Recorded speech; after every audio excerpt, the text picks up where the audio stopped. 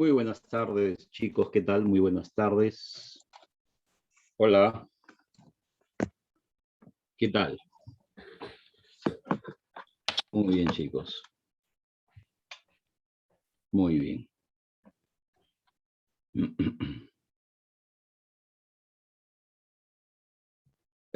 Son buenas noches ya, sí. Muy buenas noches a todos, chicos. Un gusto verlos. Un gustazo.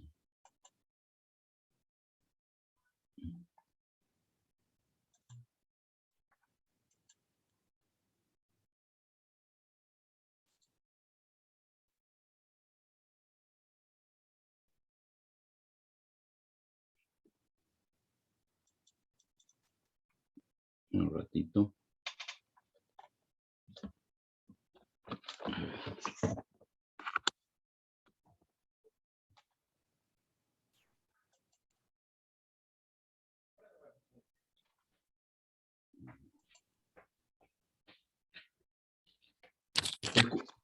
Se escucha bien, ¿no?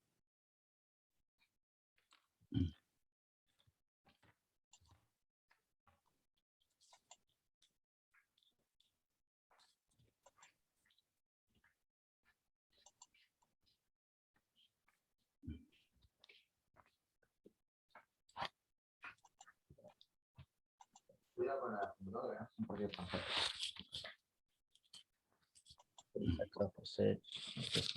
Muy bien, chicos. Hoy día vamos... 10, 4. Patrick que fue el único que probó nomás. 11, 10, 10, 5. José, tu audio, por favor. Igual. Así es, no, Patrick Hurtado se llama. Él es el que Patrick. está más alto. Ajá. Su audio. No hablo, pues con él iniciamos el grupo ahí con el que siempre estudiamos. Publicado José, ¿quién ha puesto publicado José con Z, con C, con S? Eso lo editó el profesor de Daniel. Él es el que se encargaba de eso. José, tu audio, por favor. 404 Sí. del Piero. Ajá. Hola, José, tu audio. Mejorando, pues, hijo. Ya matriculaste eso de noche. Le dije, ya le mandé las fotos a mamá ya. Ahorita ya se fue al mercado y ya preguntó por... Muy bien. Saludar nuevamente. Buenas noches a cada uno de ustedes.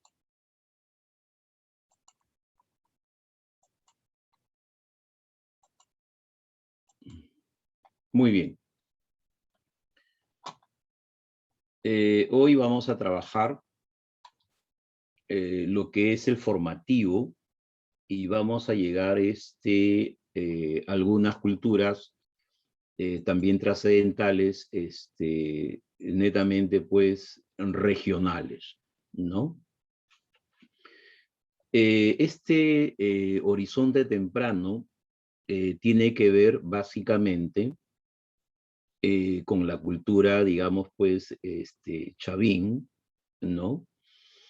Chavín, donde se lo mire, muchachos, fue una sociedad eminentemente, pues, teocrática, no teocrática, es decir, que la religión, digamos, como actividad social, jugó un rol importante en la formación y en el desarrollo, y sobre todo en las expresiones arquitectónicas, en las expresiones escultóricas, ¿no?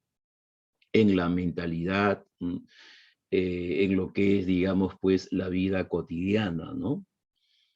Esta sociedad teocrática, Julio César Tello, el que habíamos analizado, el que postulaba, digámoslo así, como la teoría autoctonista, señaló en su momento, que Chavín era el centro, que Chavín, digamos, era la base, lo llamó la cultura matriz. No vamos a ir apuntando esos conceptos. Lo llamó, digamos, la cultura matriz, la cultura la cultura base, ¿no? Que dio origen, digamos, pues, a las demás sociedades. Pero hoy, digamos, ya en el siglo XXI, con nuevos hallazgos, nuevos estudios, Chavín ya no es la cultura, digamos, matriz. Indudablemente hay otras sociedades que son más antiguas, ¿no? Y una de ellas, pues, la representa la sociedad, pues, la sociedad Caral, ubicada en Barranca, lo que es Supe, departamento de Lima, pues, ¿no? Pero sí tiene grandes aportes, grandes estudios, pues, ¿no? Chavín se impuso, digamos, casi a lo largo del territorio, lo que hoy en día es el Perú. Algunos señalan también, por ejemplo, que Chavín es una cultura panperuano, ¿no? Porque abarcó gran parte del territorio nacional, ¿no?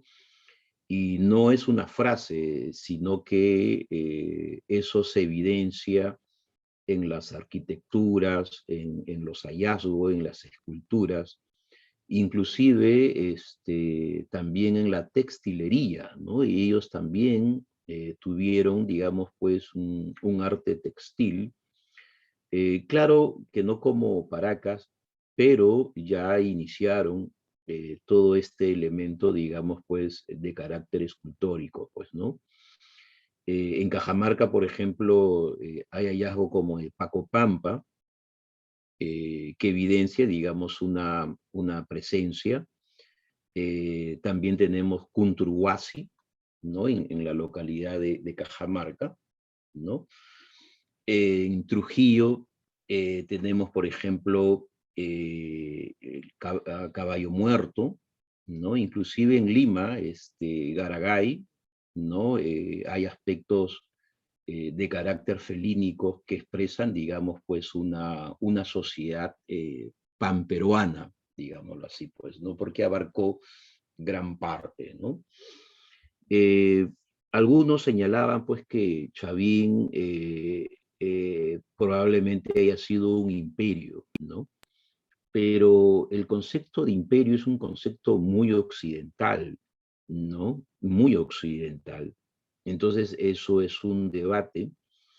Lo que yo creo es que Chavín ha tenido una influencia eminentemente religiosa, ¿no? Eminentemente religiosa, con un rol destacado por parte de los sacerdotes, que además de ser adivinos, de hacer observaciones astronómicas, tenían pues un control de la sociedad, ¿no? La religión es una forma de poder, es una forma también de dominio, es decir, que el dominio es de carácter más espiritual, climático, de fauna, de flora, porque ellos lo representaron así, ¿no? Ellos lo establecieron así, ¿no? Y más que un imperio militar o político, yo diría era un imperio o una presencia muy notoria respecto, digamos, a la religión, pues, ¿no? Entonces, con estos aspectos vamos a ir mencionando y desarrollando, digamos, pues, todas estas sociedades, ¿no? Bien, a Chavín lo tenemos básicamente, ¿no? Su centro es Chavín de Huántar, ¿no? Y Chavín de Huántar lo encontramos en el departamento de Ancash, ¿no? A 300 kilómetros de la ciudad de Lima. Bueno, yo he tenido la ocasión de estar, de acá de Lima me fui a Huaraz, a Ancash, y de Ancash a Chavín, bueno, cuando yo fui eran más o menos 4 a 5 horas, ¿no? Pero ahora ha mejorado la carretera, ¿no? Y, digamos, la distancia se ha cortado, ¿no? Pero esa es, digamos, la ruta para llegar, digamos, pues, a esta sociedad, ¿no? Entonces, una sociedad ancashina en este departamento, y vemos que va a tener una área, digamos, de influencia, ¿no? Cuando se habla de influencia es que se ha adoptado características chavines, simbología, digámoslo así, iconografía, ¿no? Entonces se extendió hasta Lambayeque por el norte, ¿no? Por el sur palpa lo que es, digamos, pues Ica, ¿no? Que eso hay que tenerlo muy, muy presente. Y en Ica se habla sobre todo de telares, ¿no? De telas pintadas con iconografía, digamos, pues, chavín, pues, ¿no? Y Ayacucho también tenemos allí por la sierra, ¿no? Entonces, esto va a ser, digamos, el espacio de influencia, digamos, de esta sociedad, ¿no? Pero el centro va a ser Ancash, lo que es Chavín, de Huántar, jóvenes, pues, y muy cercano prácticamente, pues, a la selva, ¿no? De ahí podríamos deducir, jóvenes, pues, esta presencia felínica, digamos, muy notoria, ¿no? Muy bien. Y acá tenemos, pues, eh, los aspectos variados, ¿no? Arquitectónicos, ¿no? Tenemos, por ejemplo, el Templo Viejo, ¿no? Tenemos por acá las famosas cabezas clavas, ¿no? Porque están incrustadas, digamos, pues en la pared, ¿no? Y estas cabezas clavas tienen un aspectos temibles, ¿no? Aspectos temibles. Probablemente hayan sido, digamos, pues, grandes guardianes de los templos, ¿no? Y este aspecto temible es porque, digamos, pues, van a utilizar el, el mecanismo, digamos, del terror, ¿no? Del terror como una forma de dominación, ¿no? Como una forma, digamos, de manipulación, ¿no? Entonces, estas cabezas clavas van a representar y ser, digamos, pues, los grandes guardianes. Vamos a analizar con profundidad esto más adelante, pero es una expresión clásica, ¿no? Importante, digamos, de todos ellos, ¿no? Y también tenemos el lanzón y la famosa estela de Raimondi. Bueno, Raimondi no es que lo haya descubierto, sino que fue a almorzar a una casa alguna vez y un campesino pues lo tenía como su mesa, digámoslo así, pues, ¿no? Y ahí se puede apreciar, pues, digamos, qué tan descuidado, ¿no? Digamos, tiene toda esta estela, ¿no? Muy bien, y el famoso obelisco también, ¿no? La cerámica chaví, era una cerámica monócroma, eh, por ahí un par de colores, tres colores, pero era más monócroma, pues, ¿no? Y esta es toda la simbología, ¿no? de esta sociedad. Muy bien. Y acá tenemos, pues, estas obras maestras. Un ratito, chicos, un ratito, por favor.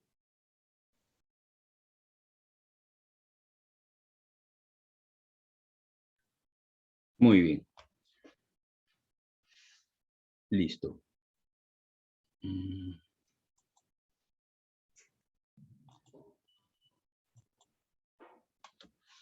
Muy bien.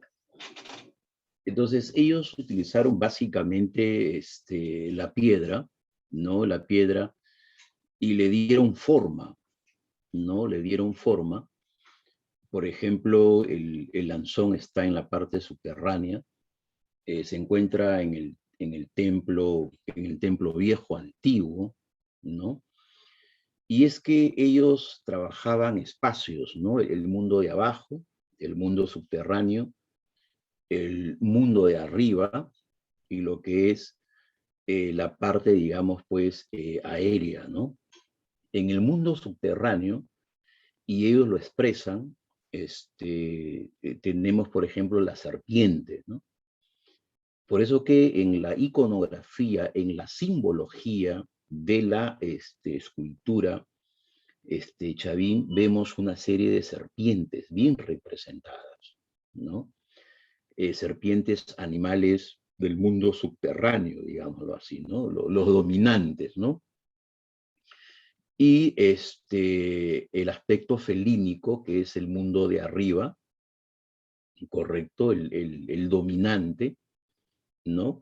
Y también vemos en esta simbología, en esta iconografía, pues, aves de rapiña, ¿no? Que están en el mundo, digamos, pues, aéreo, ¿no? Entonces, ellos manejaron estos espacios muy bien, ¿no? Cuando yo estuve en Chavín, tuve la oportunidad de encontrar arqueólogos de la Universidad de Oxford, ¿no? Haciendo estudios, es decir, que hasta ahora, ¿no? Hasta estos momentos, no paran de encontrar, ojo, no paran de encontrar estas cámaras secretas, ¿no? Inclusive han mandado, pues, una especie de robot pequeño y los canales, los vericuetos, los subterráneos, muchachos, pues, prosiguen, pues, ¿no? Hay algunos estudios que hablan, pues, que algunos hombres bajaban a esta parte, digamos, pues, a estos sótanos profundos, pero previamente tomaban algunas bebidas alucinógenas, ¿no? Para encontrarse, digamos, con este tipo de mundo, ¿no?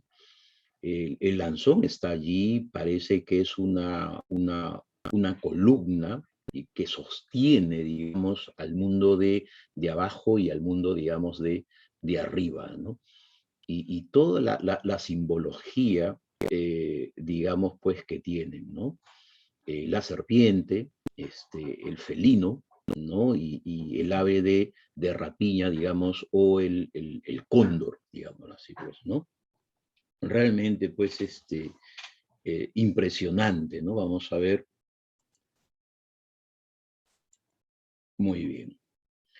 Bueno, quien inició e hizo estudios sistemáticos sobre, digamos, Chavín, tenemos acá a mi paisano, ¿no? Julio César Tello, correcto, él era de Guarochirano, médico, hizo estudios de antropología, y porque él se aproximó, se interesó, hizo teorías, también es considerado, ¿no? El padre, digamos, de la arqueología peruana, ¿no? Y él pues llega a esta conclusión, ¿no? Respecto a esta sociedad sobre el centro, el origen de toda la cultura peruana. Para Julio César Tello, el origen de Chavín se encontraría en una tribu, los Arawaks, ¿no? En la Amazonía, y de ahí descienden, digamos, hacia la sierra, y de la sierra, digamos, hacia la costa, ¿no?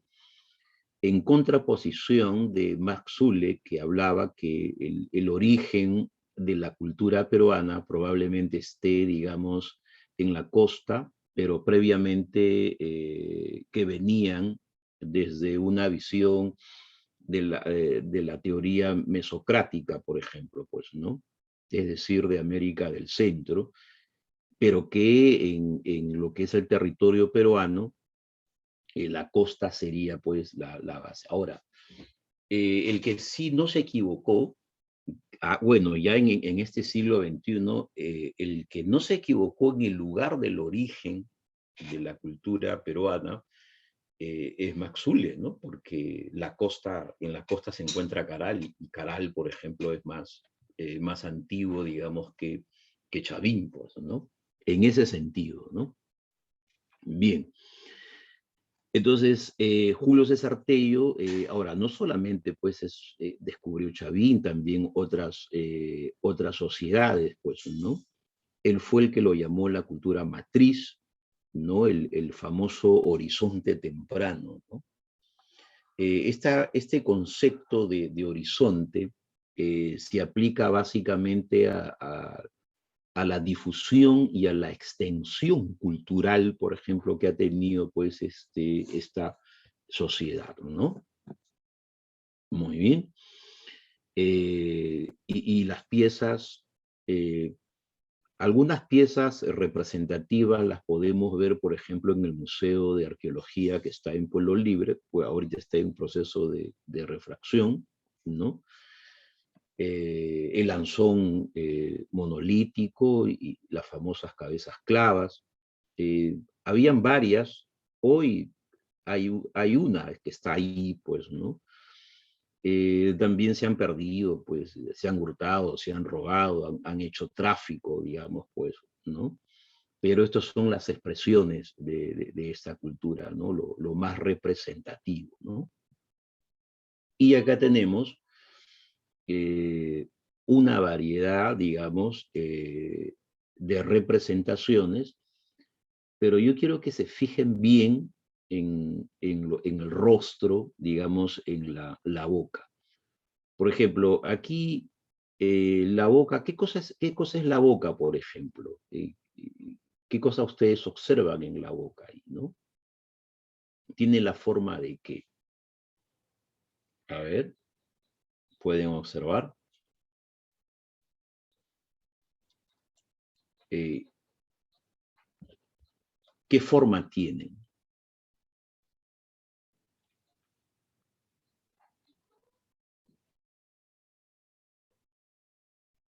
Por ejemplo, acá tenemos la boca, ¿no?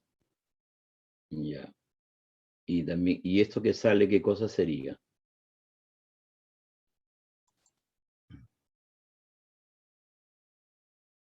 Ya, muy bien. Diego me dice, claro, son colmillos, pues. Son colmillos. Pero la boca es una serpiente, ¿no? Es una serpiente. Y, y tiene también en las cejas, en la cabeza, una serie de serpientes, ¿no? No, hay que ver, hay que ver, ¿no? Y como dice Diego, ahí están como colmillos, ¿no? Digamos el felino, ¿no? Miren aquí también, hay colmillos, serpientes, aves, por ejemplo, ¿no? Aves también podemos observar. Muy bien. Esto resulta, muchachos, bien fascinante. Esto ha sido una reconstrucción, digamos, de cómo ellos entendían el mundo, cuál era la cosmovisión que ellos, digamos, pues lo pensaban, ¿no? Por ejemplo, nosotros vemos nuestra cosmovisión, nuestra evolución hasta llegar al concepto, por ejemplo, de Homo sapiens sapiens. Pero los chavines, ustedes pueden observar, ellos evolucionaban para convertirse en felinos, digámoslo así. Es decir, su aspiración era llegar a esa animalidad y a ese Dios que ellos lo veneraban y lo reconocían, convertirse, digamos, en felinos, ¿no? Y claro, ¿no? Entonces podemos ver ahí que ellos tomaban algunas cosas, algunas bebidas, eran una especie de ritual, ¿no? de ceremonia, unas sustancias de San Pedrito que ellos pues bebían y generaba pues unos estados alterados de conciencia, ¿no? Es decir, aspiraban a convertirse como parte de una fauna más animal, ¿no? Eh, más de miedo, más de autoridad, digamos, de terror, de fuerza, ¿no? Entonces ahí se nota, digamos, ese aspecto evolutivo, ¿no? Estas sociedades en general, pues, eran muy amantes de la naturaleza. O sea, si nosotros pensamos, ellos veneran la naturaleza. Quieren ser como ellos, digámoslo así. Quieren ser parte, ¿no? O sea, la naturaleza lo elevan a un nivel de Dios, ¿no? Por eso que hoy en día se señala que ellos fueron grandes ecólogos, ¿no? O sea, cuidaban, veneraban, digamos, a la naturaleza en general y eran llevados a ese nivel de dioses, ¿no? La lluvia, el sol. Pero miren estos jóvenes, una evolución para convertirse en felinos, ¿no? Y ahí está una reconstrucción, digamos, pues, de un Chavín, ¿no? Que se pone colmillos, se hace tatuajes, se tatúa, se pinta, digamos, pues, el rostro. Ellos quieren ser felinos, muchachos, no parecerse a sus dioses, ¿no? Ser como sus dioses, ¿no? A veces cuando pienso respecto a que la Biblia de nosotros, por ejemplo, sobre la imagen y semejanza a Dios, ¿no?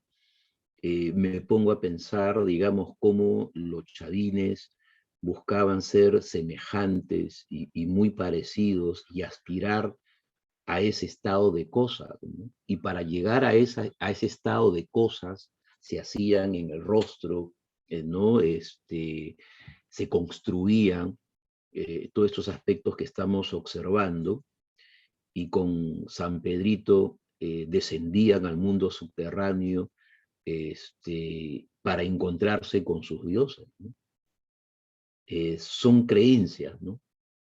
Son creencias y las creencias son construcciones sociales, construcciones, digamos, pues, religiosas de mucho poder, ¿no?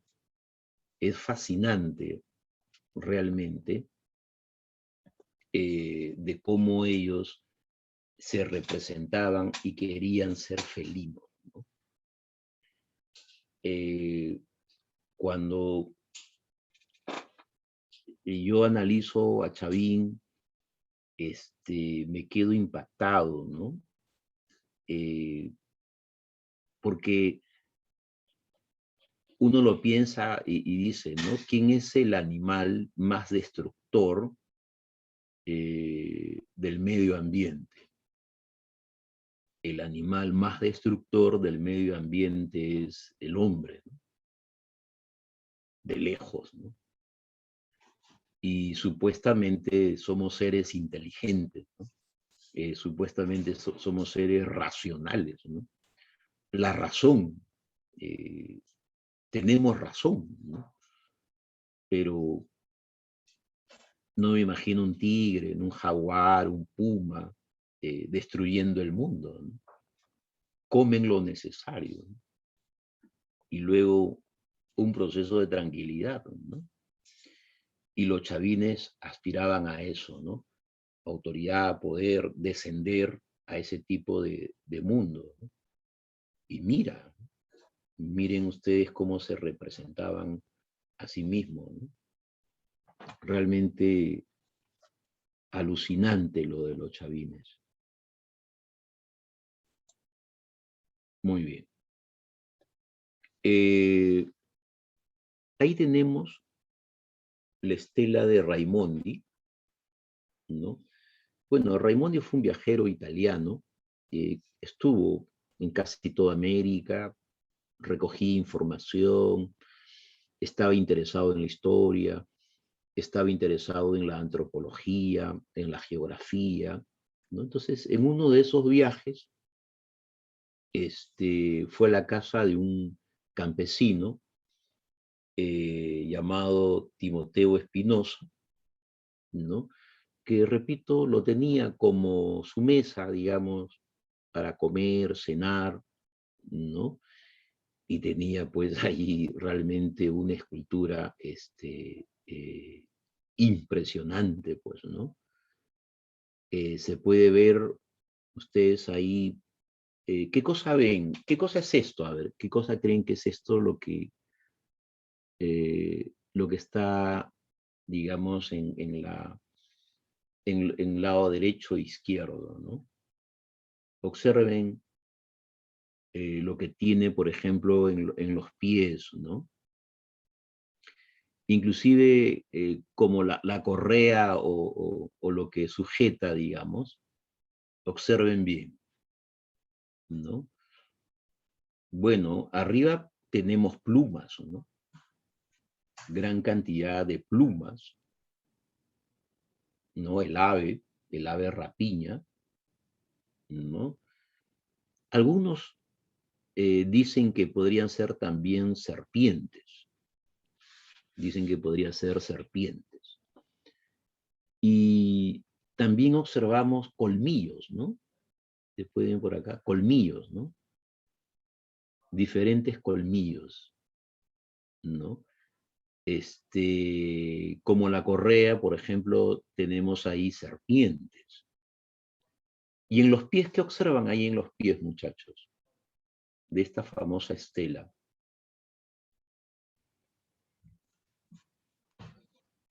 ¿Qué observan ahí?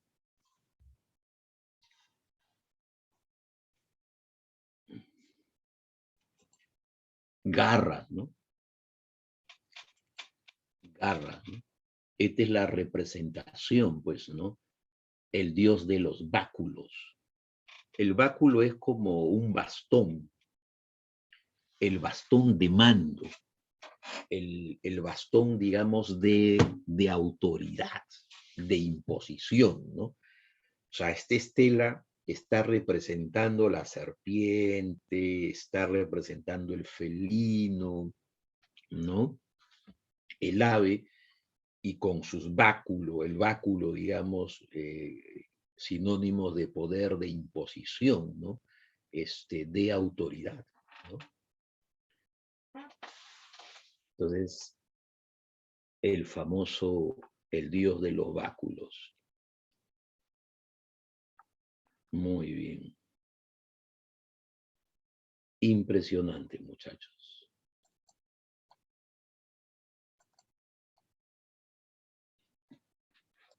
¿Se podría hacer algo así hoy en día? Complicado, ¿no? Muy complicado.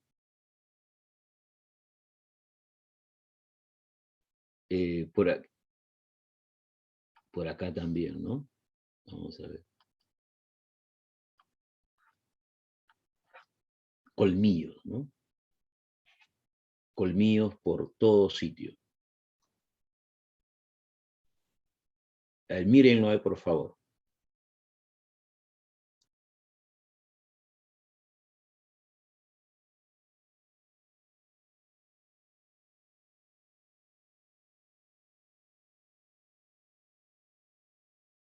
Ya, miren, chicos, un ratito. Un ratito, voy a tener un vasito de agua, ¿ya?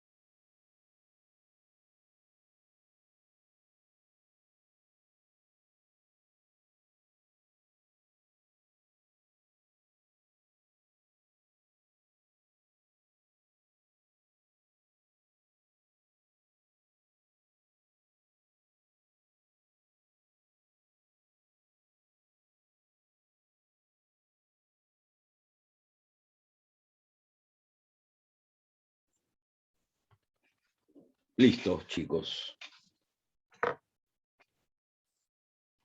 Muy bien.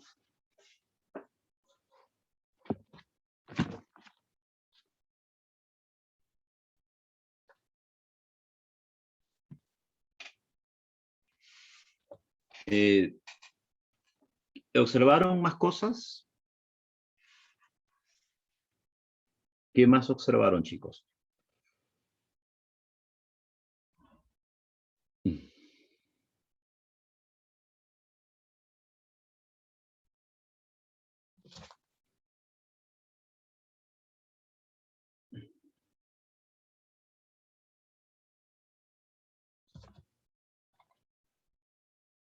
Muy bien.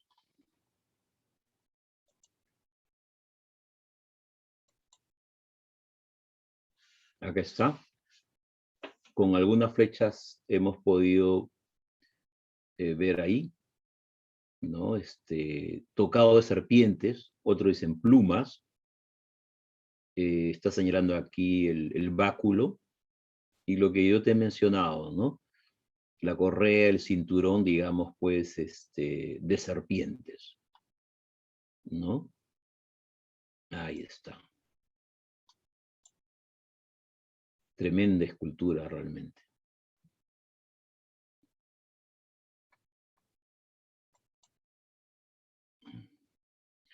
El obelisco, ¿no? También es otra de las obras escultóricas importantes, ¿no?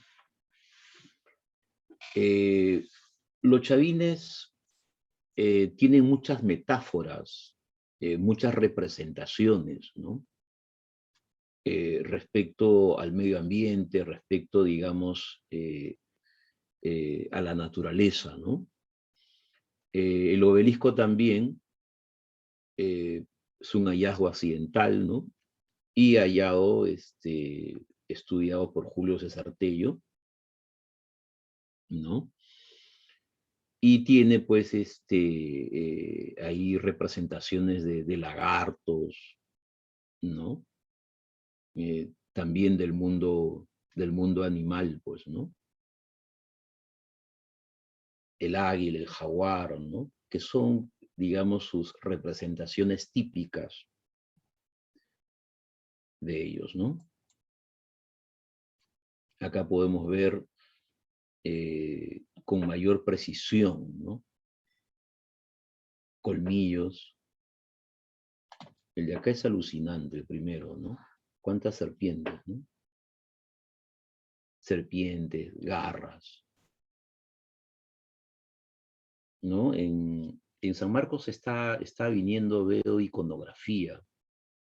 Entonces, los alumnos tienen que aprender a reconocer, ¿no? Sobre todo, a qué sociedad representa, quiénes utilizaban con mayor detalle toda esta simbología, ¿no?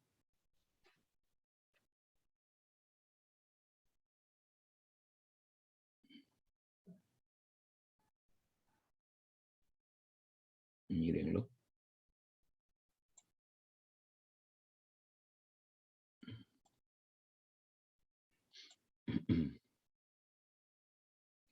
También hay una influencia hacia el norte y se refieren a una de las pequeñas culturas, ¿no? La cultura Cupisnique, que está en la costa norte del Perú, lo que es Virú, lo que es, digamos, Lambayeque, ¿no? Hay ahí una cierta influencia, ¿no? Por la iconografía, la simbología, ¿no? Por eso que algunas veces algunos lo llaman el chavín costeño, digámoslo así, ¿no? En la libertad. Esta cultura fue estudiada muchísimo por Rafael Arco Joyle, ¿no? Otro de los arqueólogos importantes, ¿no?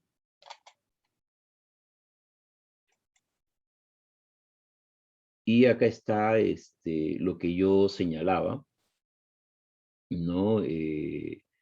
Esta textilería que también, digamos, si ustedes pueden ver, aquí la simbología sigue, ¿no? Colmillos. La iconografía son representaciones, ¿no? De fauna, de animales, ¿no? Esta presencia serial y masiva, dicen que indudablemente pues eran dioses, pues, ¿no? Eran dioses, ¿no?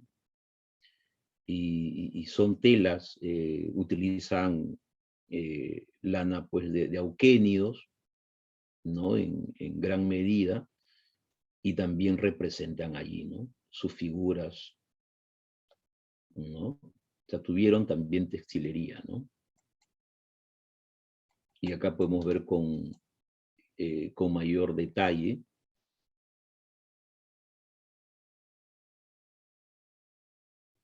indudablemente que el felino se lleva con todo, ¿no? Y serpientes, y serpientes.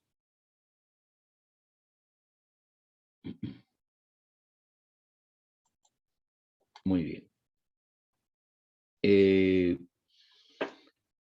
Su difusión, básicamente, lo hemos tenido en Cajamarca, como he señalado, ¿no? Ica, Ayacucho, ¿no? Su presencia. Y en términos, digamos, económicos, se dedicaban a lo que es la agricultura, ¿no? También fue, por si acaso, una sociedad hidráulica, es decir, tenían sistemas de irrigación, ¿no?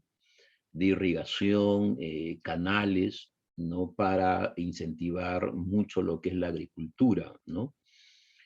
Cultivaron mucho el maíz y por eso que en sus representaciones también vemos la representación del maíz, ¿no? Un estado teocrático, clasista, sacerdotal, ¿no? Que son características propiamente de esta sociedad. Una cerámica monócroma, ¿no? Pocos colores realmente, pocos colores, ¿no? El negro, por ahí el rojo, ¿no?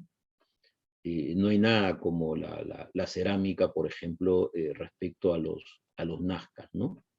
Que era así netamente pues polícroma, utilizaron de 10 a 11 colores aproximadamente, ¿no?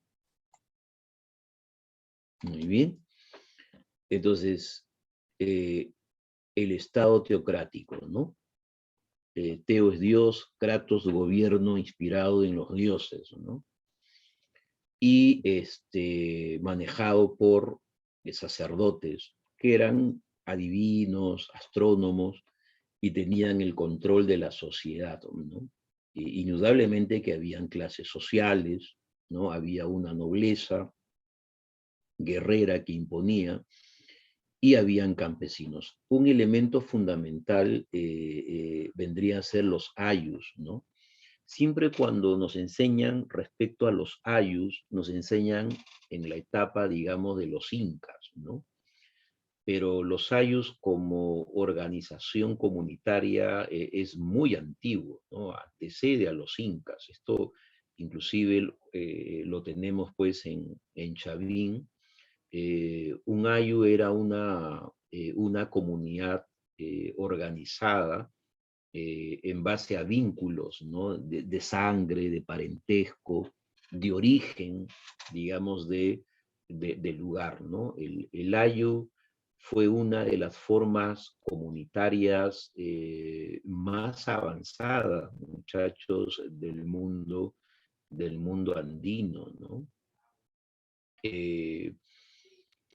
Cuando vienen a estudiar el mundo andino, por ejemplo, todos quieren ponerlo, qué modo de producción tenía la sociedad andina, ¿no? Pero hay un elemento que viene desde muy atrás, y ese elemento que viene de muy atrás ya han sido felizmente, digamos, expuestos y aceptados, ¿no? Y me refiero a la reciprocidad y la redistribución, que no se presenta en ninguna sociedad, salvo la particularidad, repito, de la sociedad andina, ¿no? La reciprocidad es el intercambio, ¿no? El intercambio. Y la redistribución es de cómo los recursos llegan de manera, digamos, pues, horizontal a todas las comunidades, ¿no?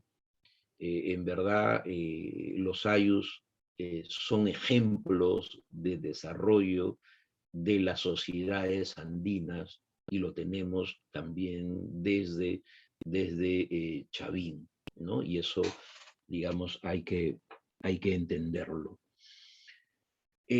A veces me preguntan, profesor, ¿cómo es que Chavín, primero, fue una sociedad teocrática? Vamos a resumir, dominó gran parte del territorio peruano. Tenemos Pacopampa en Cajamarca, Cunturhuasi en Cajamarca, Garagay en Lima, Chongoyape tenemos en Chiclayo, ¿no? En Paracas, Ica, en las telas pintadas. Entonces, fue una sociedad panperuana extensiva, con mucha presencia. Las cabezas clavas, el lanzón, el obelisco, cultura matriz, estudiado por Julio César Tello, sacerdotes, clases sociales. Y bueno, y la gran pregunta ahorita es, ¿y cómo desapareció Chavín? ¿Por qué dejó tener, digamos, influencia y presencia, ¿no? Y aparecen, digamos, otras sociedades, ¿no? Esa es una de las grandes preguntas que la arqueología, digamos, se plantea hoy, ¿no? O sea, ¿cómo es que Chavín deja o ingresó, digamos, a una etapa de decadencia? Bueno, algunos pueden señalar, por ejemplo, guerras, una crisis, digamos, económica, ¿no? Pero ¿qué es lo que pasó realmente, ¿no? Para que esta sociedad venga menos, ¿no? ¿Qué creen ustedes, muchachos? ¿Qué creen ustedes por qué Chavín, digamos, desapareció, ¿no? Miren, las cabezas clavas, que son, digamos, cabezas trofeo, ¿no? Cabezas trofeo, pero para ponerlas en los templos como guardianes, ¿no? Y dan ese aspecto temible, ¿no? De terror, ¿no? Yo voy a rescatar algo que se aplica y se sigue aplicando hoy en día en todo el mundo, ¿no? El uso del terror, por ejemplo, muchachos, es un uso político. El uso del terror también es un uso religioso, ¿no? Y está presente, ¿no? Por ejemplo, a nivel de cristianismo, si uno no se arrepiente de sus pecados, estoy hablando en términos cristianos, católicos, no acepta a Cristo, dicen, como su Salvador, te va a hacer al infierno. Es un mecanismo de terror. Y la gente, para que no se vaya al infierno, digamos, pues, acepta, ¿no? Al Todopoderoso. Yo veo terror ahí. La Inquisición, por ejemplo, fue un mecanismo de terror, ¿no? Cómo se quemaban a las brujas, mecanismo de terror. El terror tiene un uso religioso y también político, ¿no? Hoy veo en los medios de comunicación que del 90% todo es terrorismo, por ejemplo. Que terrorismo, terror, terror. Se busca intimidar. Si uno comienza a intimidar, comienza a dominar. ¿Y para qué se quiere dominar, no? ¿Cuál es el propósito? ¿No? Y creo que Chavín no escapó a eso, ¿no? Dentro de la fauna, ¿cuál es el animal que da más terror, más miedo, ¿no? El felino, ¿no? Ni hablar, ¿no? En el mundo subterráneo, el animal más temeroso en el mundo subterráneo es la serpiente, ¿no? Que a nivel de cristianismo, inclusive al diablo lo representan como una serpiente a veces, ¿no? Yo he visto que lo representan como una serpiente, ¿no? Algo tétrico, ¿no? El ave rapiña, ¿no? El mundo aéreo, ¿no?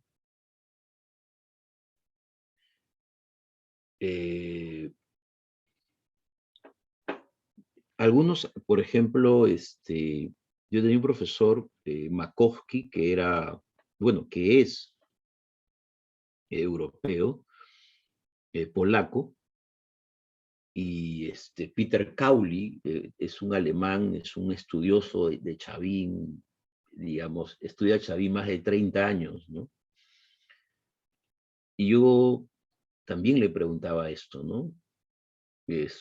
¿Cómo es que Chavín desapareció, ¿no? Teniendo control, presencia religiosa y presencia política, ¿no? Según ellos señalaban, por ejemplo, que probablemente Chavín, el centro, Chavín de Huántar, digamos, era un santuario general, ¿no? Un santuario general, y que cada cierto tiempo iban poblaciones, iban ayus, digamos, comunidades, no hacer presencia, hacer devoción, hacer ritual en este santuario, digamos, principal. Entonces, al estar presentes allí por temporadas, por periodos, ¿no? No era un lugar, digamos, para vivir físicamente, sino era un ritual, un espacio eminentemente religioso. Y luego de esa presencia, de imbuirse del aspecto religioso, llevaban y regresaban a sus ayus respectivos, ¿no? Llevando la iconografía, la moda, la forma de pensar, la construcción, ¿no? Ellos comenzaron a replicar en serie en sus ayus respectivos, por un lado. Pero sucede de que estos sacerdotes que yo estoy hablando, muchachos, también eran adivinos. Eran astrónomos. Y creo que aquí podemos encontrar, miren por dónde me estoy yendo, podemos encontrar un análisis por qué desapareció Chavín, ¿no?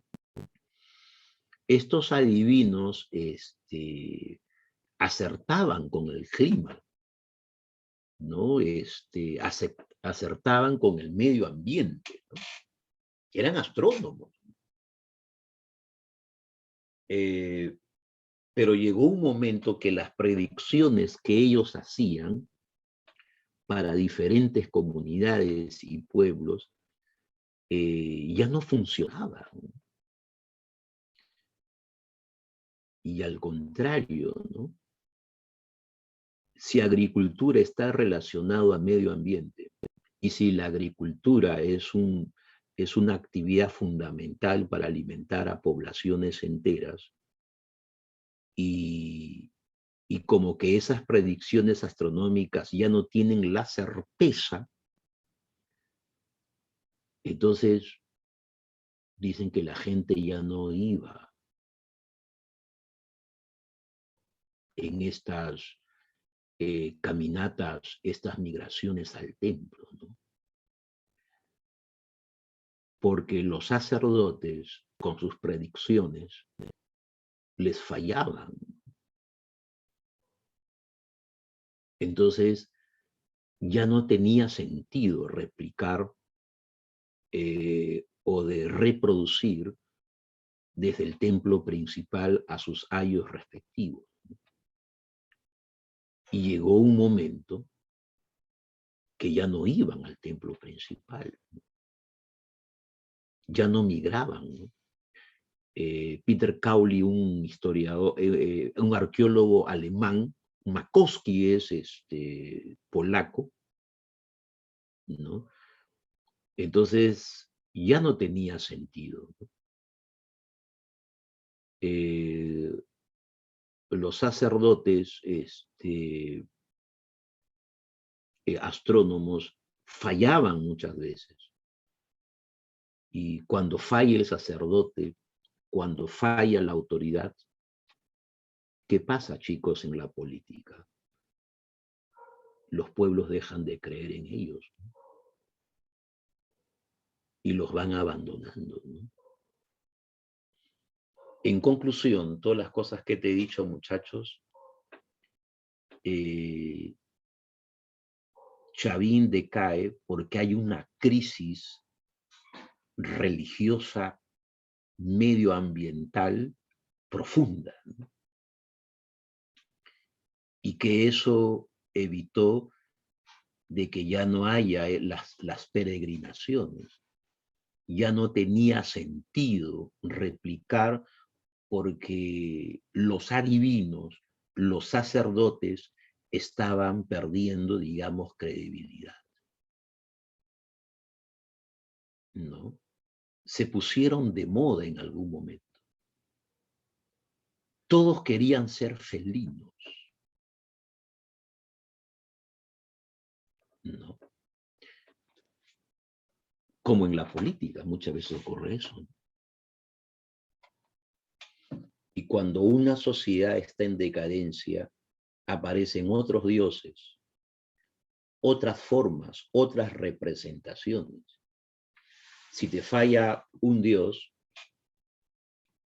miren, conozco a católicos, gente católica, que ahora ya no es católica, ahora es evangélica, por ejemplo. Se cambió de religión. Conozco gente católica que ahora es islámica. En la política vemos que hay varios que se cambian de partido a cada momento, ¿sí? Y de acuerdo a sus intereses es que desarrollan sus vidas, ¿no? Esa es una constante en la historia, jóvenes. Y creo que eso fue una de las características por el cual Chavín pierde hegemonía,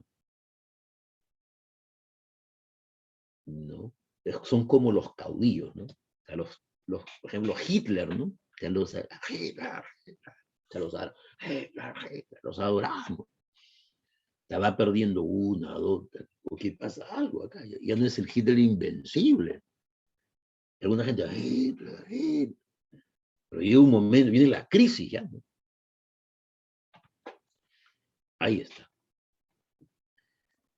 Pero indudablemente que falta, obviamente, hacer más estudios, ¿no? Y ya no se realizan esas peregrinaciones, ¿no? Muy bien. Muy bien.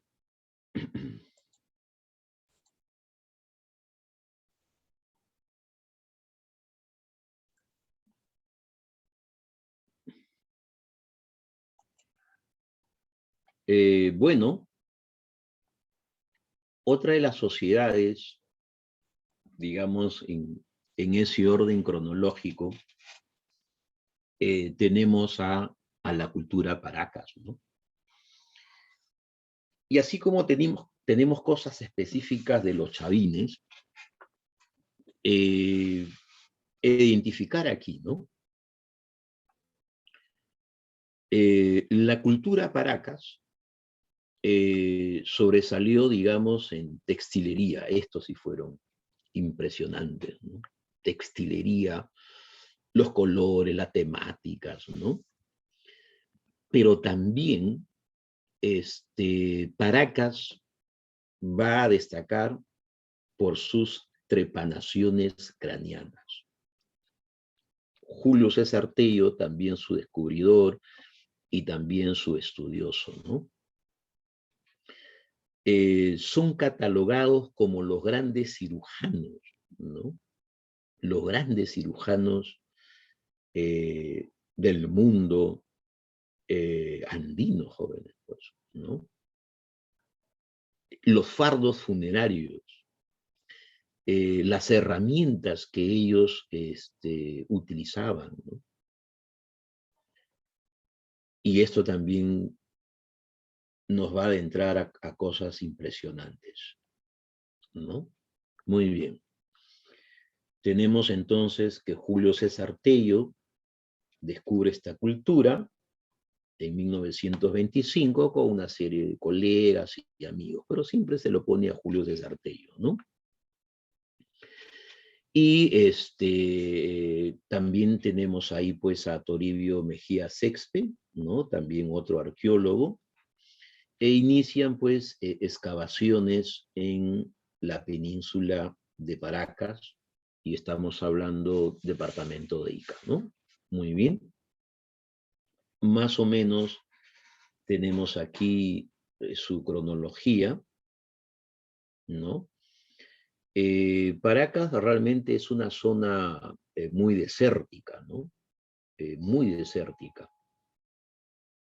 Y sin embargo, ellos tuvieron una estrecha relación con todo este ambiente, con el medio ambiente, para desarrollarse y para que se adapten, digámoslo así, pues, ¿no? Es importante de cómo estos pueblos se adaptan a situaciones climáticas y terrenales, ¿no? Ahí tenemos el mapita, ¿ya? Muy bien. Pisco está cerca, ¿no? Y probablemente, digamos, el término Paracas, ¿no? Se traduce como gente de frente grande, por las prácticas que hacían,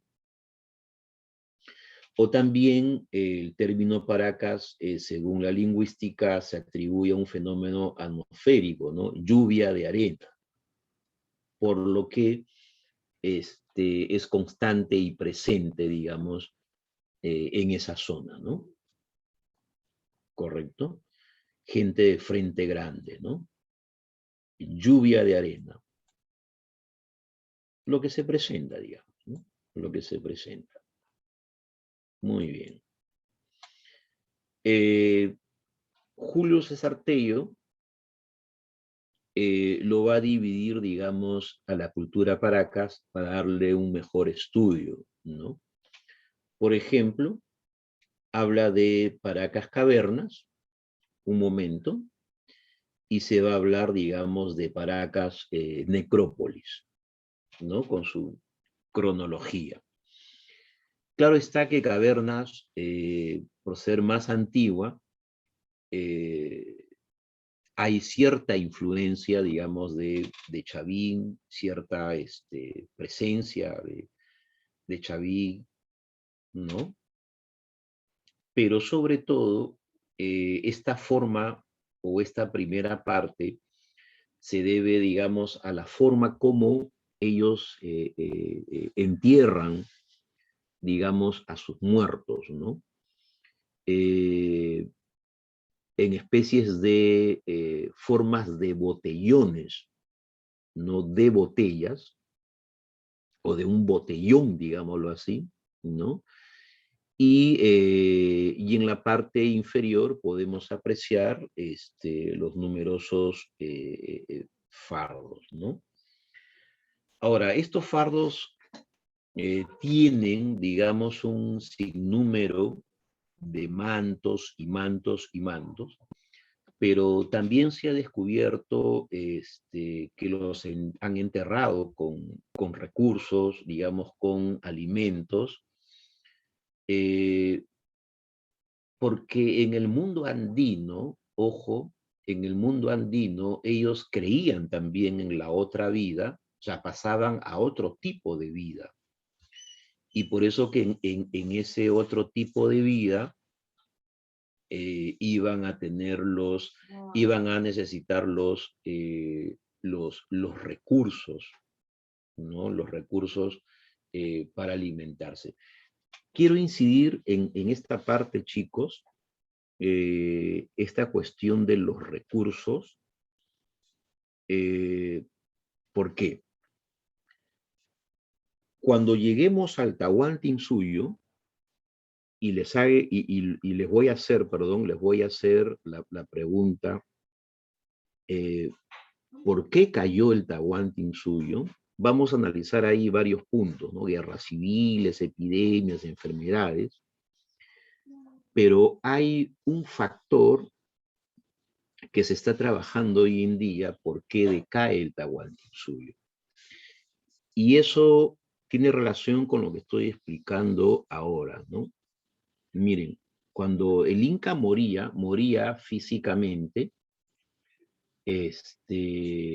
correcto, y lo convertían en un malqui, que es una momia, ¿no? Pero era otra forma de vida. Y la momia siempre lo sacaban, o sea, hacía su vida cotidiana, correcto. Y si es que esa momia del Inca comía, digamos, 5 papas, siempre tenía que dársele sus 5 papas, digámoslo así, ¿no?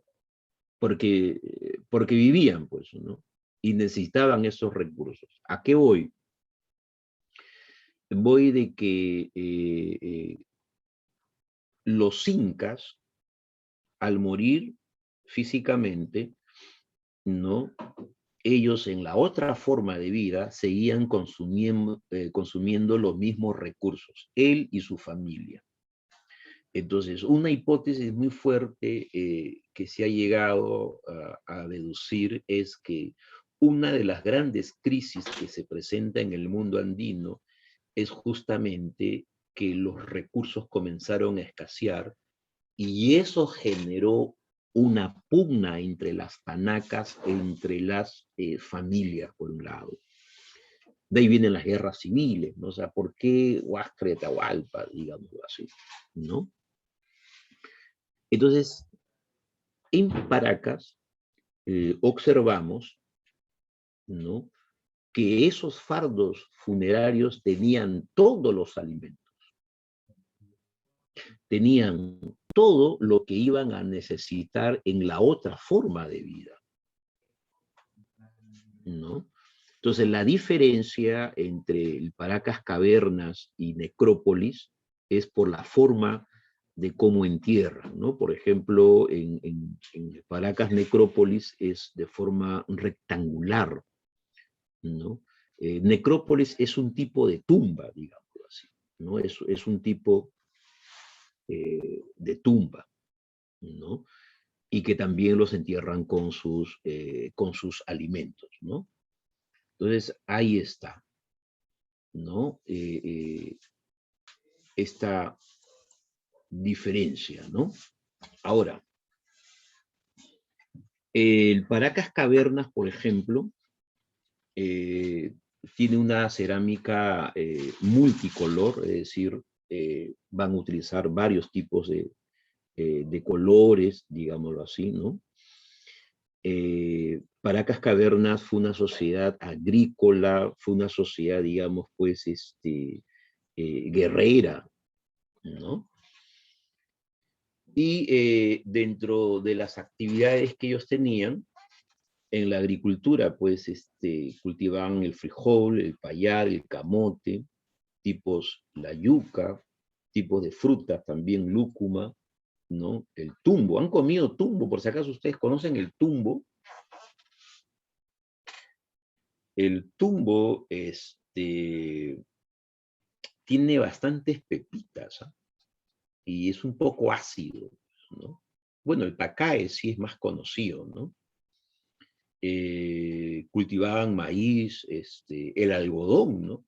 Eso explica también su alta textilería, ¿no? Entonces, a pesar de estar en un lugar desértico, ellos supieron aprovechar el agua, pues, ¿no? La pesca, estuvieron muy ligados al mar, digamos, pues, ¿no? Todo lo que podía brindar, recolectaban, pues, mariscos, algas, ¿no? Todos esos productos, pues, ¿no? Y aquí vamos a ver que Paracas también fue una sociedad, digamos, clasista. Pero ojo lo que voy a señalar y voy a poner énfasis, ¿no? Muchas veces cuando nos enseñan clases sociales, sobre todo a nivel occidental, nos enseñan la polarización de pobre y rico, ¿no? El pobre no come nada o come poco, no tiene recursos, está desnutrido, es un miserable en el concepto occidental, ¿no? Pero en las sociedades andinas, el concepto de clase social es el rol que tienen dentro de las sociedades, ¿ya? Pero eso no implica pobreza o miseria, ya, más claro. En el mundo andino no existió el hambre, fíjense, ya. En el mundo andino no existió la pobreza, pero sí había clases sociales, ¿no? Por ejemplo, en el Tahuantinsuyo, el último grupo social, hablan de los piñas, ¿no? De ahí el concepto, ¿qué piña, no? Pero ese piña vivía bien, comía bien, no estaba desnutrido, no era un miserable, tenía acceso a los recursos, se alimentaba bien. Pero en el concepto occidental, el concepto de clase social sí es bien polarizado, ¿no? Las clases sociales en el mundo andino era por el origen y por el rol que tenían dentro de la sociedad. Por ejemplo, otro gran error que muchas veces en colegio manejan, en el Tahuantinsuyo había esclavos, y es más, profesores inclusive hablan que había esclavos. No, en el Tahuantinsuyo nunca hubo esclavos. El esclavo no solamente es el que no tiene libertad, sino el esclavo tiene un valor, y tiene un valor económico, mercantil, de venta, es un bien de compra y venta. Y ese concepto no existía en el mundo andino, muchachos. Pero algunos tergos, profesor, pero el yanacón, no. El yanacón era un sirviente,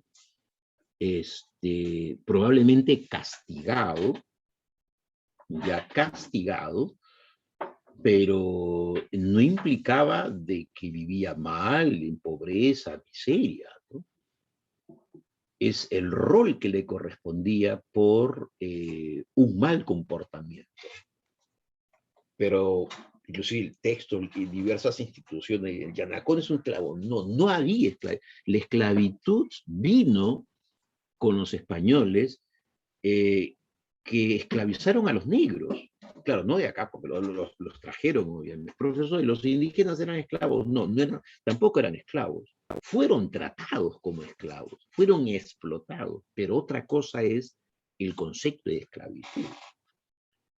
Por eso que aclaro, digamos, cómo se manejan las clases sociales. Por ejemplo, en Paracas tenemos a los sacerdotes arriba. Los sacerdotes tienen un rol importante, joder. ¿No? La religión es mecanismo de poder, de control social. Y la relación que tenían con los dioses era una relación medio ambiente, fauna y flora. Y claro, los sacerdotes necesitan militares, otro grupo social. Y más abajo tenemos al pueblo conformado por campesinos y por artesanos. Los artesanos son los que hacen las cerámicas, los que básicamente tienen trabajos, por ejemplo, de carácter manual, ¿no? Correcto. Entonces, ¿y cómo se diferenciaban estas clases, ¿no? De repente los entierros, la vestimenta, o probablemente lo que se hacían en la cabeza, que ahorita lo vamos a señalar, ¿no? Pero repito, ¿eh? Las diferencias de clase no implicaban necesariamente pobreza. O sea, no existió hambre, no existió pobreza, ese es 2. 3, no existió esclavitud. Que quede claro. Y el que quiere venir a debatir, que debata conmigo. No hay problema. Miren la moda. Paracas.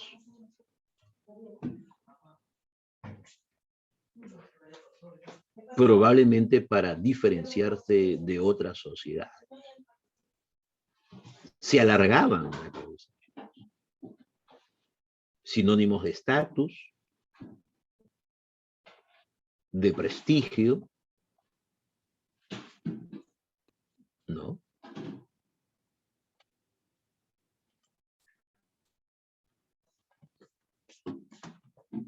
Y acá está otro dios, el dios oculado, el dios Con, representado en la textilería. Miren, chicos, lo que su narración oral, ¿no? Con era un dios antiguo que pobló la tierra de seres humanos, que pobló la tierra de seres humanos. Y les brindó agua y frutos. Salía de entre las montañas y la gente siempre esperaba su llegada, ya que con él venían las lluvias, relación medioambiental, para la prosperidad de sus tierras de cultivo. Hay gente que dice, oye, ¿cómo van a adorar a la lluvia? Es agua. Una racionalidad, agua. ¿Y el agua qué cosa es? El agua es vida, ¿no? Eleva. Es impresionante la manera como ellos manejaban el medio ambiente. ¿Y quién la está destruyendo en el siglo XXI? El hombre. Ahorita vendrían estas sociedades y nos dan un curso de maestría y de doctorado. La gente ensucia, destruye. El agua en el mundo está en crisis. Y ellos lo llevaban a un nivel de Dios. Y acá viene, dice, pero los humanos se olvidaron pronto de las ofrendas. Y acá quisiera llevarlo. Se olvidaron de las ofrendas que debían darle por ser el creador. Entonces Con los castigó, quitándole las lluvias. Chicos, si les quitan las lluvias, prácticamente hace colapsar la agricultura. Y si hace colapsar la agricultura, hace colapsar los recursos. Pero es una historia oral, muchachos, impresionante. Y miren, y quitándole las lluvias y transformando las fértiles tierras en inmensos desiertos de la costa. Solo dejó algunos ríos para que con mucho esfuerzo y trabajo los seres humanos puedan subsistir. Con fue el creador de la primera generación de hombres que poblaron la tierra. O sea, convencidos de esas creencias. Algunos europeos, cuando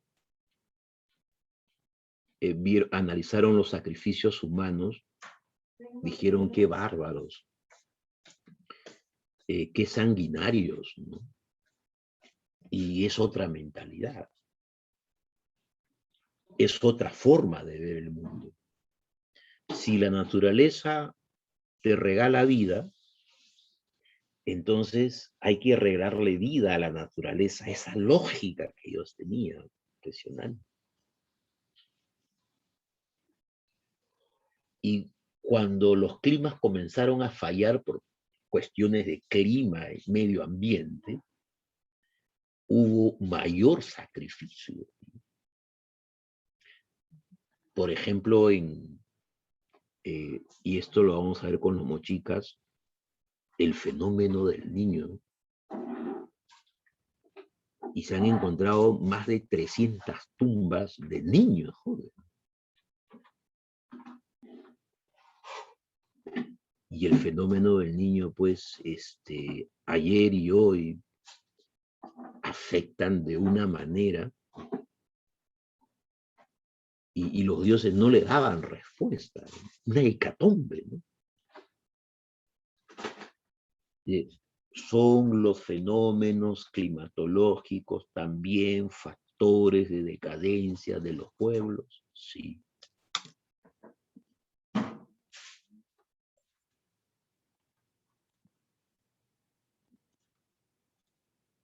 Y miren todas sus representaciones que ellos tienen.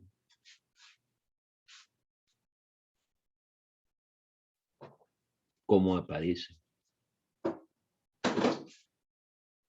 Miren, guerras. Apareció por el mar desde el norte, no tenía huesos ni carne, sin embargo su forma era humana, andaba mucho y ligero como el hijo del sol, recorría las sierras y valles solamente con voluntad y su palabra. Crea el mundo, lo puebla con seres humanos, lo que provee abundante agua y frutos. De las tierras del sur llegaría Pachacama, también hijo del sol, desterrando a Con, destruyendo su creación.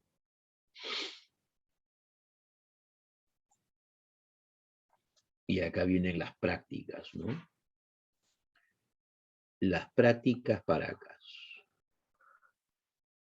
Alargamiento del cráneo era muy usual, correcto. Deformaban el cráneo colocándose tablillas en la frente y detrás, sujetando ambos lados con soguillas fuertemente apretadas. Ahí lo pueden ver. Y como he señalado, este alargamiento o deformación lo practicaban los paracas, al parecer, para diferenciarse de otros pueblos como estatus social y para diferenciarse, ¿no? Las diferencias.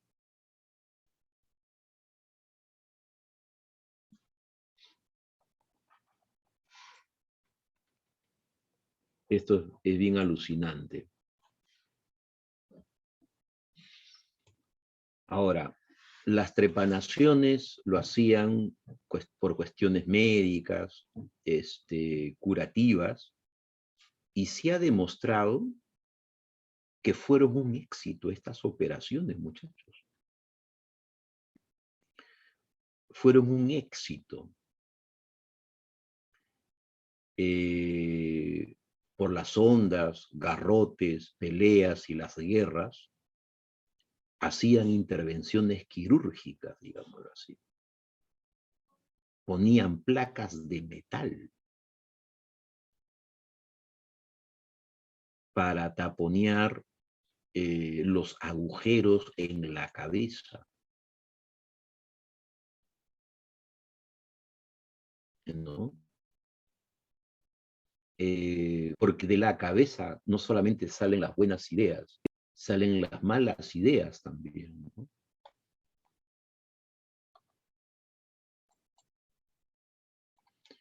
Y esta es una representación de cómo era un joven Paracas. Esta pintura lo hizo un amigo mío, Antonio Migliori, que es un historiador del arte, y él ha reconstruido de cómo era un joven Paracas en aquel momento, ¿no? Probablemente las intervenciones eran para terminar con las migrañas, las enfermedades, las fracturas y los golpes, ¿no?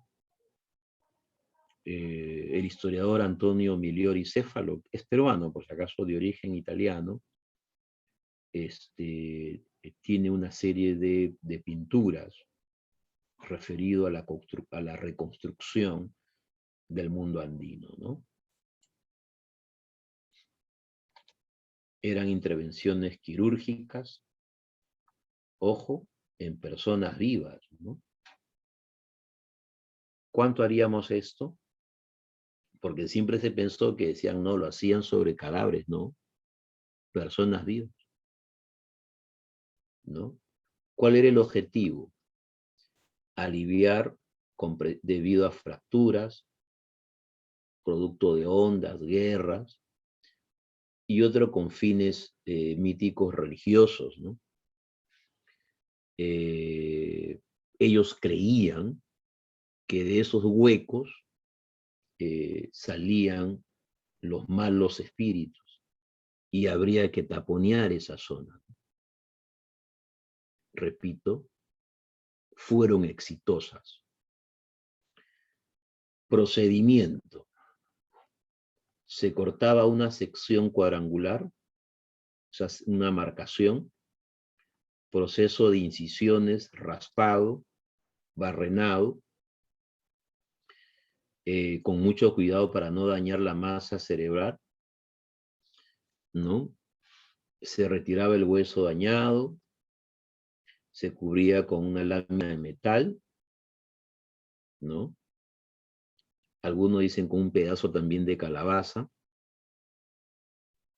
y muchas personas, como he indicado, a estas deplanaciones sobrevivieron. Sobrevivieron,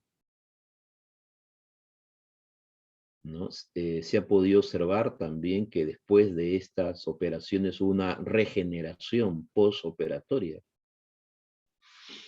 O sea, que fueron exitosas.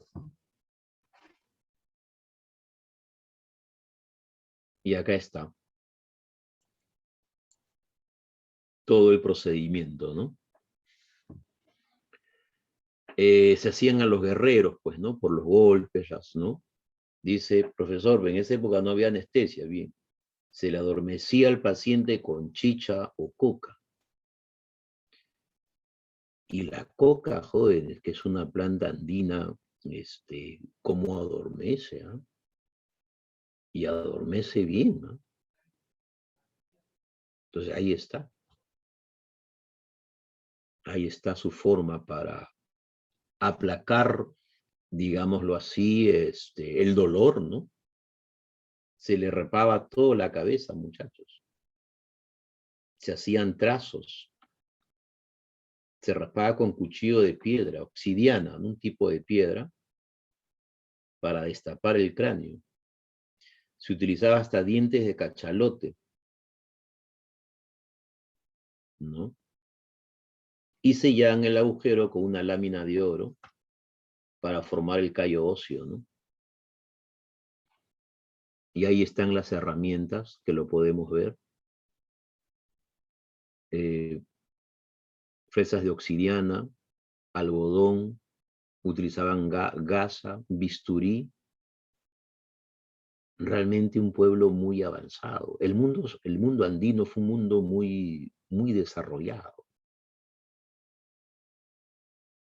Yo lamento que no se dé mucha importancia al mundo andino, ¿no?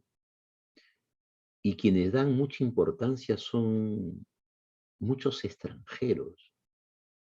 Por ejemplo, Peter Cowley, profesor de la Universidad Católica, arqueólogo, 30 años investigando a Chavín, viene desde Alemania. Makowski viene desde Polonia. María Reich, la estudiosa de Nazca, viene desde Alemania, ¿no? Diferentes arqueólogos, estudiosos, vienen para entender cuál era la lógica de estas sociedades impresionantes, ¿no? ¿Qué dirán los nazcas, no? ¿O qué pasa? No hay hospitales en el Perú, la gente hace cola, ¿qué pasa? Rescatar muchísimo. Y estos son los restos que ha quedado, cómo se han hecho esos agujeros en la cabeza, ¿no? Y demuestra pues un éxito, ¿no?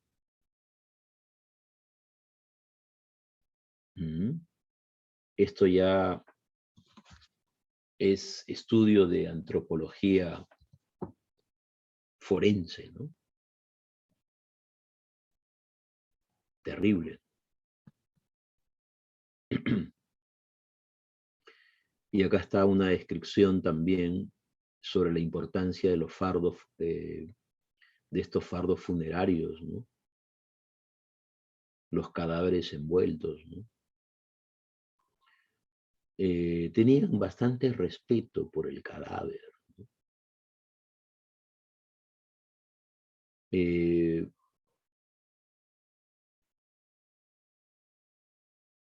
Hay una polémica sobre el cadáver, ¿no? Aquí en el Perú se presentó un debate sobre el cadáver.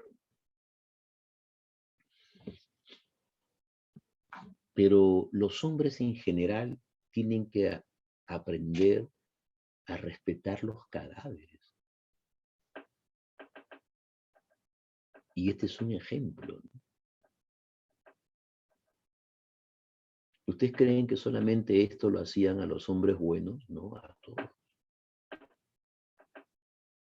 A todos en general.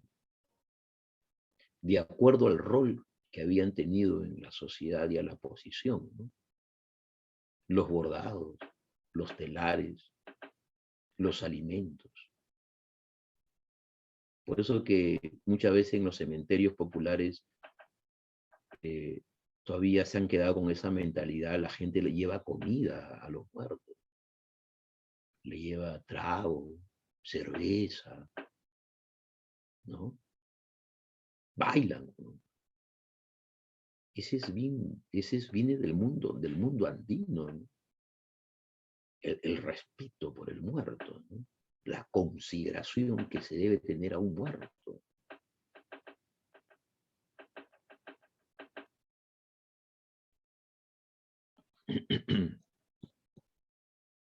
Y acá está el botellón, Paracas Cavernas y Paracas Necrópolis, ¿no? En forma rectangular. Simplemente por la forma como están ubicados, ¿no? Muy bien. Tenemos también en el mismo sur a la cultura nazca, ¿no? Nazca, vamos a recordarlo por varias cositas, ¿no? Tiene la cerámica más polícroma, de 11 a 12 colores aproximadamente. la técnica de horror al vacío, ¿no?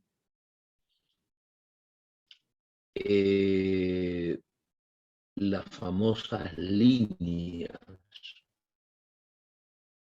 correcto, los famosos geoglifos, geotierra, glifos, representaciones sobre la superficie y, como nadie en el mundo, sistemas hidráulicos, los famosos acueductos elaborados que, fíjense ustedes, hasta ahora se siguen, muchachos, utilizando. Hasta ahora se sigue utilizando. Y los digo porque yo he estado en Nazca. Si en algún momento viajan, muchachos, vayan al Museo de Nazca. Ahí van a encontrar casi todas las pertenencias de Maria Reich, ¿no? La estudiosa alemana, esta gran matemática, que dedicó, ojo, 40 años para estudiar, digamos, a esta sociedad. Y que sigue siendo toda una incógnita, ¿no? Por lo tanto, fue una civilización prehispánica, se desarrolló en la costa sur del Perú, su cronología, correcto, y una de sus grandes representaciones o centros políticos lo representa la ciudad de Cahuachi, que ahora lo vamos a ver, ¿no? Es decir, de que hubo un desarrollo, digamos, pues, urbano, ¿no? Un desarrollo urbano.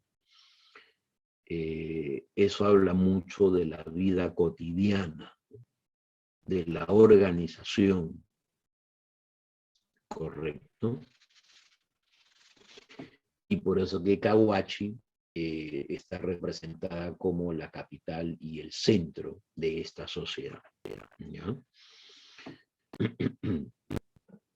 Ahí está.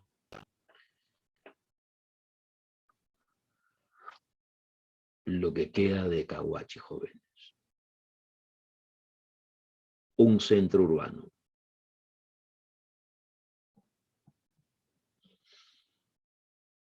Y los llamados, las líneas o los geoglifos de Nazca. Ahora se han encontrado geoglifos en Palpa, por si acaso. Bueno, son expresión artística de los nazcas. Entre más o menos en el kilómetro 419 de la Panamericana Sur,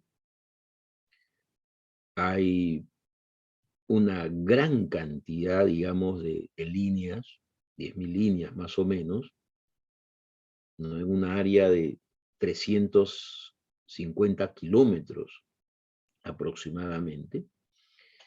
Y ahí sí quiero subrayar algo, ¿no? Tenemos figuras antropomorfas. ¿Qué significa antropomorfas, muchachos? Antropomorfas. Que son representaciones, hay representaciones humanas, ¿no? Representaciones zoomorfas, animales, ¿no? Representaciones fitomorfas, plantas, ¿no? Y amorfas, diversas formas asociadas a líneas rectas de varios kilómetros, ¿no? ¿Qué dibujos podemos mencionar ahí? Tenemos el mono, tenemos el lagarto, el pelícano, el cóndor, ¿no?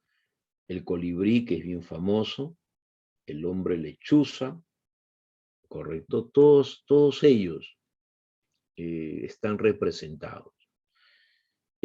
Para María Reich, probablemente haya sido, digamos, pues un gran calendario, ¿no? Un gran calendario de la sociedad andina, ¿ya?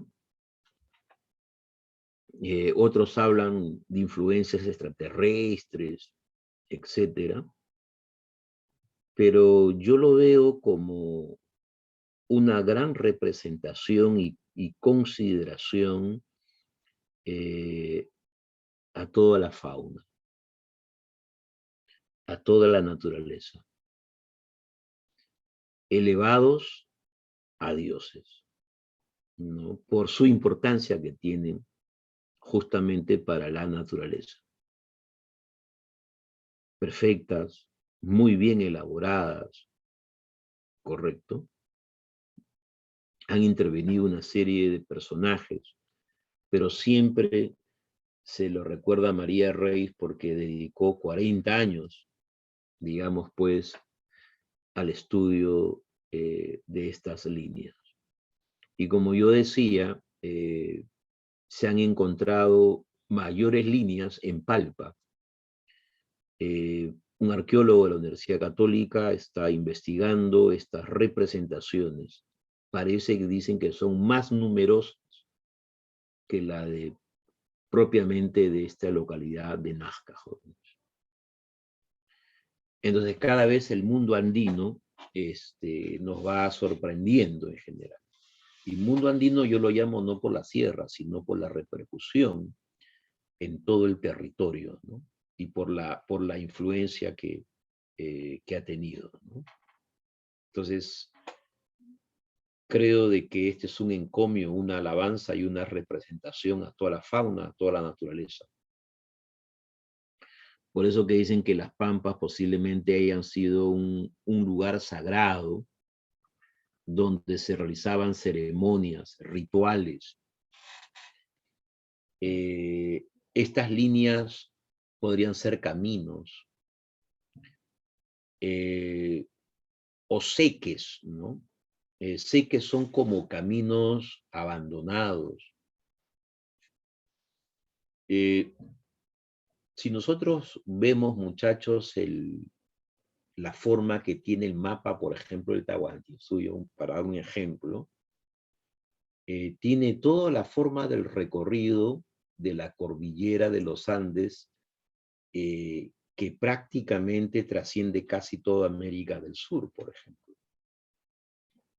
Tiene esa forma, ¿no? O sea, como que siguen esa ruta de la naturaleza. Lugares de centros de adoración también, a los astros podría ser también, ¿no?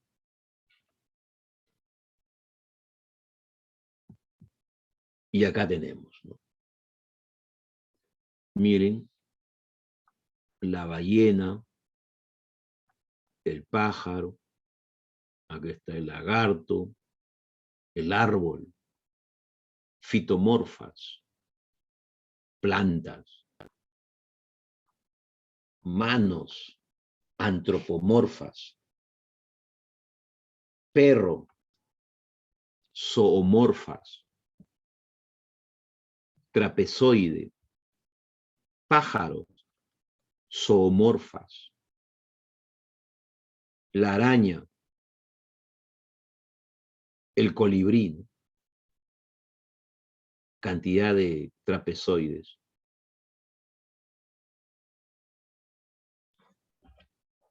Esto lo hicieron los nazquenses, muchachos, para verlo con detalle, ¿no? Y miren la belleza, la cerámica tal vez más bella. Yo me quedo con dos culturas en términos de cerámica. Uno de ellos es Nazca y el otro es Mochica, ¿no? Los mochicas tuvieron guacos retratos, ¿no? Y también guacos eróticos. Cuando uno ve los huacos eróticos de los chicas, joder, uno se asusta, a pesar que uno es adulto, joder, impresionante. Pero tienen otro concepto ellos, otros conceptos. Pero cualquiera que lo vea, uno se enferma, no mañoso, ¿no? Fertilidad, ¿no? En la cerámica Nazca hay representaciones de arañas, peces, loros, junto a las líneas sinuosas de extraño significado que recuerdan los modelos de la línea de Nazca, incluso vasijas con figuras fantásticas, mitad animal y mitad humano. Impresionante. La orca asesina, imagínate. Fauna marítima. ¿Qué tal devoción por la fauna, ¿no? En general?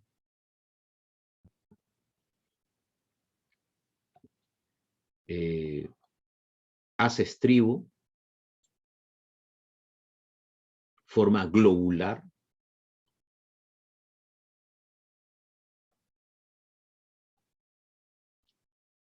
y quería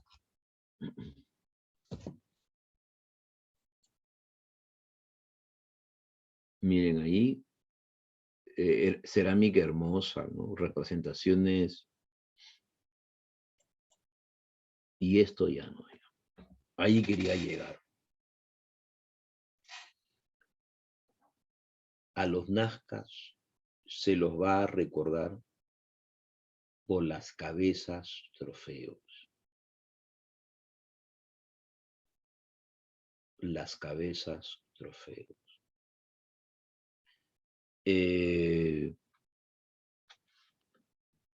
¿Por qué una cabeza va a representar un trofeo? Que la cuidan, que la van a embalsamar, la van a tratar, le van a dar forma. ¿Por qué hicieron esto los nazca, jóvenes?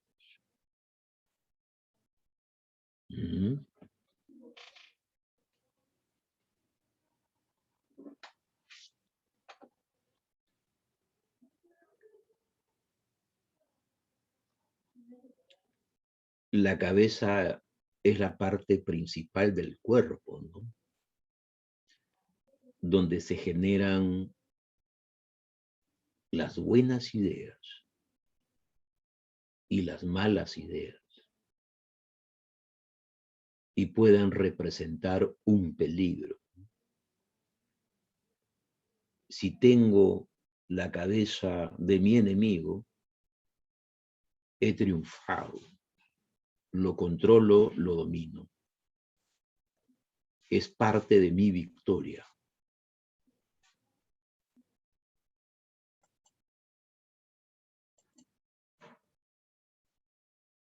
Pero eso hacían, ¿no?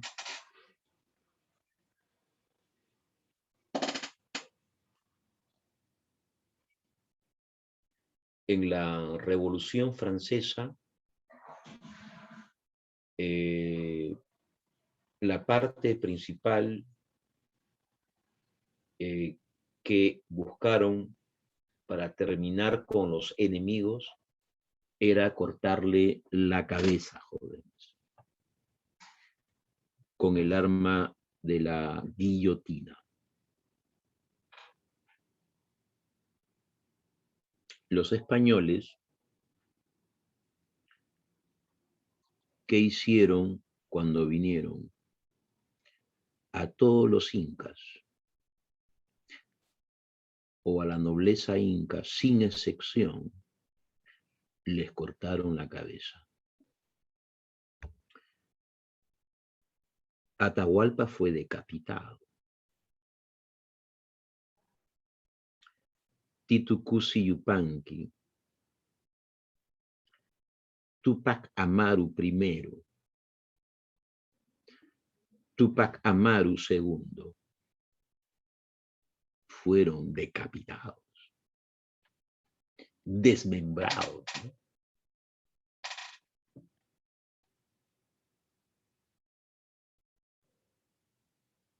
Caerán cabezas. Hay que rodar cabezas. Es un triunfo tener la cabeza del enemigo.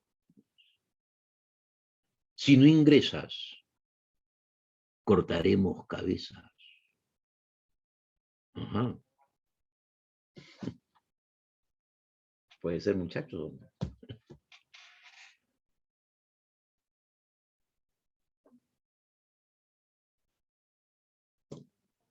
Recuerda los nazcas.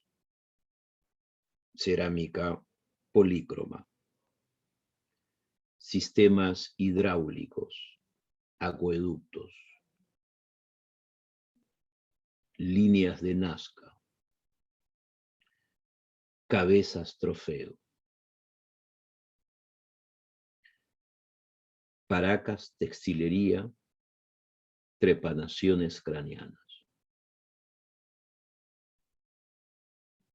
Chavín, teocrático, escultura, arquitectura, santuario, textilería, cabezas trofeo,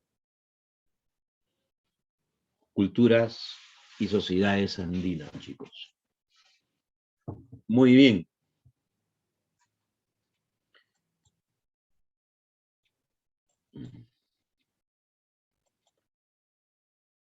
Muy bien, chicos. Nos quedamos aquí. Un abrazo, chicos. Disfruten su material y tienen sus preguntas también ahí. Gracias. Nos vemos.